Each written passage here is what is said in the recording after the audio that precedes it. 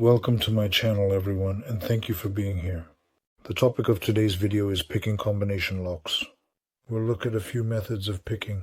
These two methods will work for about, probably 90% of locks, and you'll definitely be able to pick them. So as we were discussing earlier, we remembered the code 422, which is an important aspect to consider. That is, the code, which is a combination of numbers or symbols, is set precisely to the center of the lock mechanism, after which the lock opens securely. In order to change the code and later test our picking skills, there is a specially designed slot on the lock. This slot is absolutely necessary to rekey the lock efficiently and effectively. As we can clearly see, there is indeed a small protrusion on the shackle of the lock, specifically designed to fit perfectly into this slot. So we turn the shackle of the lock, push it down, and let's change the lock code randomly, so we can't see it, after which we set the lock to close, and similarly, we randomly change the code and close this lock. So the first method of picking is using tension, meaning we apply tension, and then while rotating these wheels, we try to figure out which disc is holding our lock the most. After we find one disc, we look for the second one. But there's a pretty tricky part here. It's determining which of the discs is the main binding one. In a manner that is similar to how we randomly and unpredictably alter the code, we subsequently and securely close this lock. So, the first method of picking a lock is by using a technique known as tension. This involves applying a certain amount of pressure or force to the lock, which is crucial for the process. As we apply this tension, we simultaneously rotate the wheels of the lock. The goal here is to feel out and identify which of the discs inside the lock is exerting the most resistance or holding the lock in place. This is a delicate process that requires a lot of patience and a keen sense of touch. Once we successfully identify one disc that is holding the lock, we then proceed to search for the second disc. However, this step introduces a particularly tricky challenge, determining which of the discs is the primary or main binding one. This requires careful observation and sometimes a bit of trial and error. For instance, in some scenarios the main binding disc might not be immediately obvious, and it could take several attempts to accurately pinpoint it. This method, while effective, demands a lot of practice and precision to master. Now let's try to quickly open it this way. So this disc is free. The disc in question was initially bound, which means it was restricted in some way. Therefore, when a disc is bound, our task is to identify the most unrestricted or freest location available for this particular disc. This location must correspond to a specific numerical value that we are looking for. So I found that spot, and we are trying to, let's take it slow. We moved it.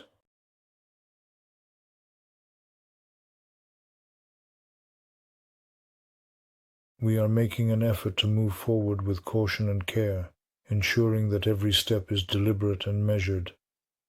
Let's take our time, proceed slowly, and avoid any rush.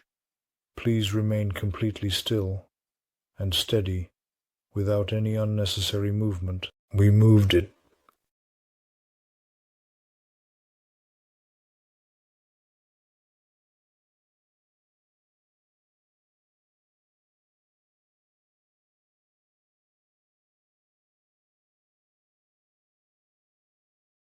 So the system works on its own, but it's all slow and a hassle.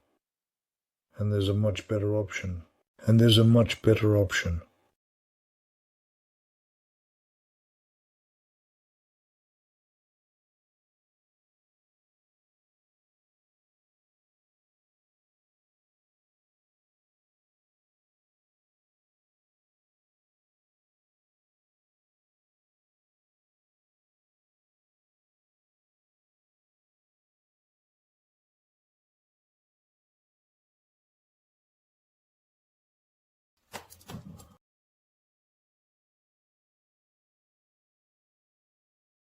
So as we can see, we open this little lock.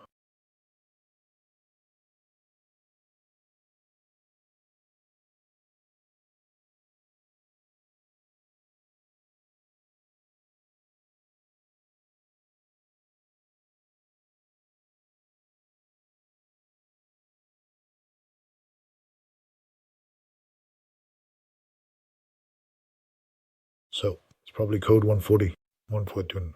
Yes, 141. So now we're entering the code. So I'm not going to change it. 141. Let it stay that way. Now we're entering the code. I'm not going to change it. Let it stay that way. 141. Let it be melting. Let it stay that way. Here, I want to show the second method of picking the lock. So, by delving deeper into the subject matter, upon careful study, you'll gradually come to the realization that we don't need to have a comprehensive understanding of the code itself. Instead, let us consider modifying it in a way that enhances its appeal and makes it more engaging.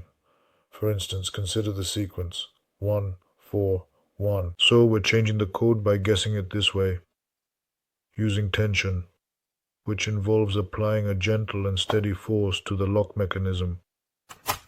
You still need some skills for this, such as patience, precision, and a good understanding of lock mechanics.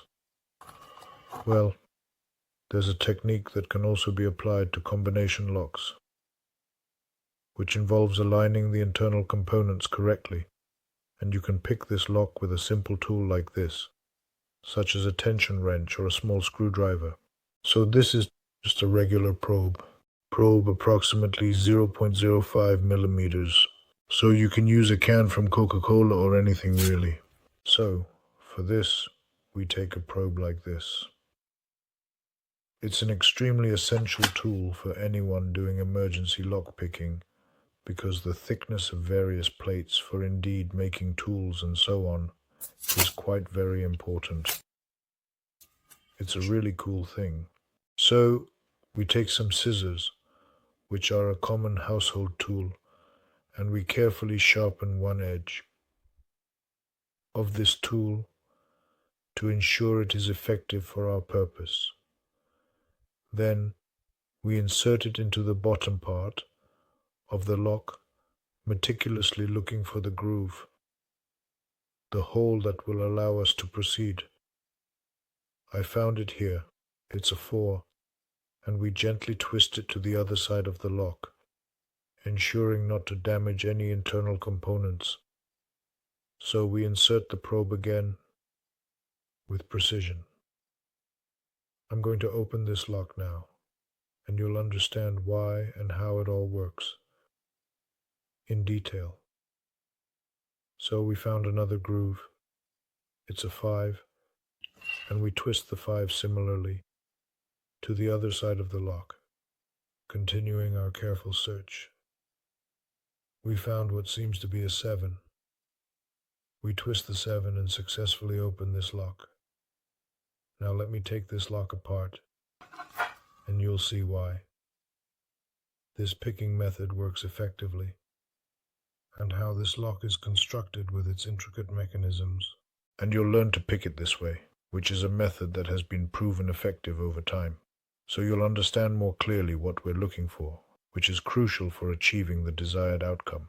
So, I've already opened the lock to avoid dragging this video out unnecessarily and to keep it concise. So here's this lid, which is made of a durable material and designed to fit securely. There's nothing interesting here.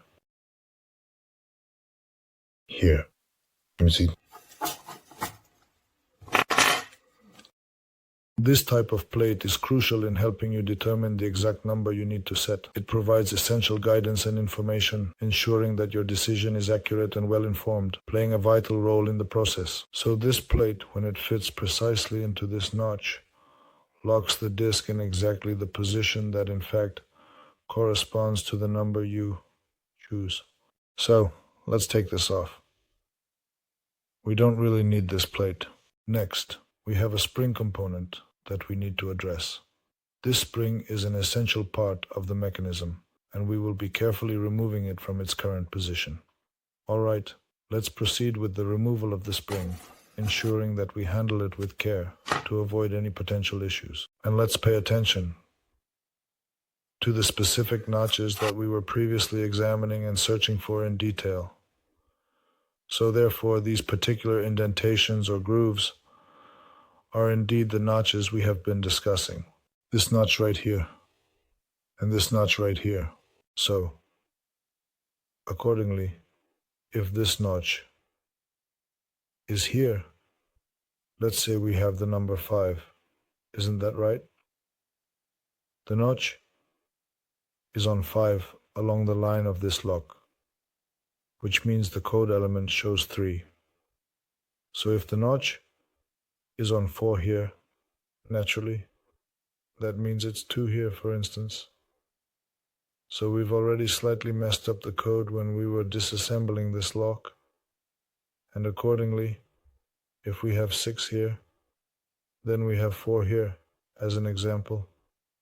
So our code for this lock is 2, 3, 4. You see? The projections in the locks are strategically positioned. These projections are found beneath the ring that displays the numbers. They are situated directly under the code element, which is crucial for the lock's function. This arrangement ensures that the lock operates smoothly and securely. And there's just one more important thing I want to point out.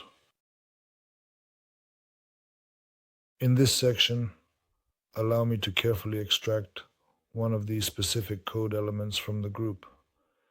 By doing so, we can closely observe and analyze the intricate details and characteristics that are present. These include various projections that extend outward from the main structure. These projections are essential as one of these projections is undoubtedly long, and the other projections, in fact, meaning this long projection is absolutely necessary for recoding the lock. When we press it to reset the code. So, this projection is indeed specifically responsible for actually recoding this lock. Regarding the other smaller projections that you can see here, they are primarily designed and intended for the purpose of turning this particular wheel. These projections play a crucial role in the mechanism, allowing for smooth and efficient operation.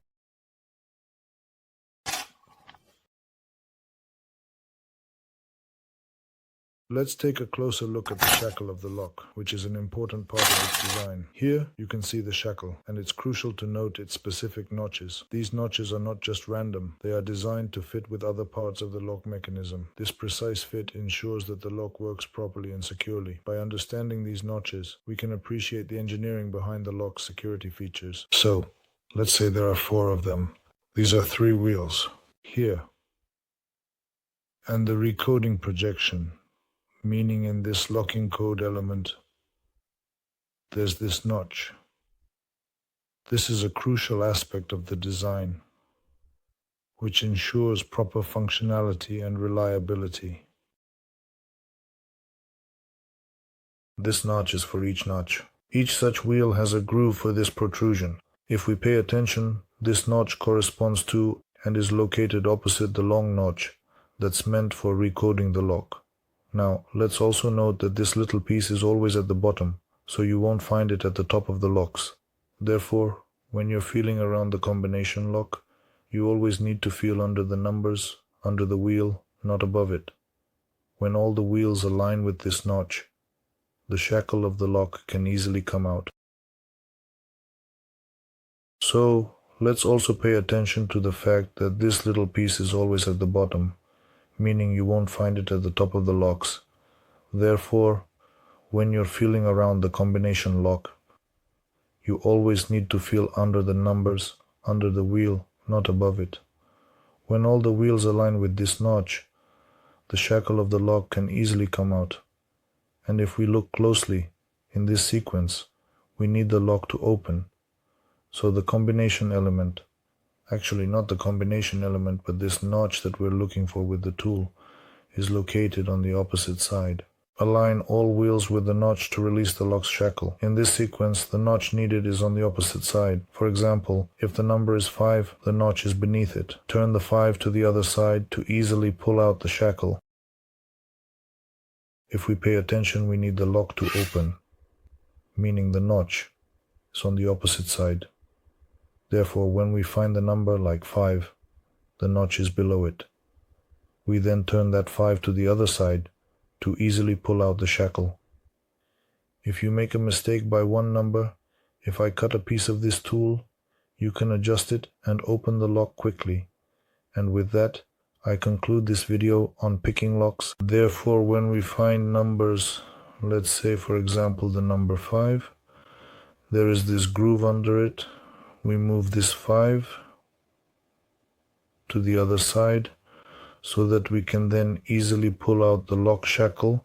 So if you make a mistake by one number, like if I quickly cut a piece of this tool, I think you'll be able to adjust it without any problems and open the lock in just a few seconds.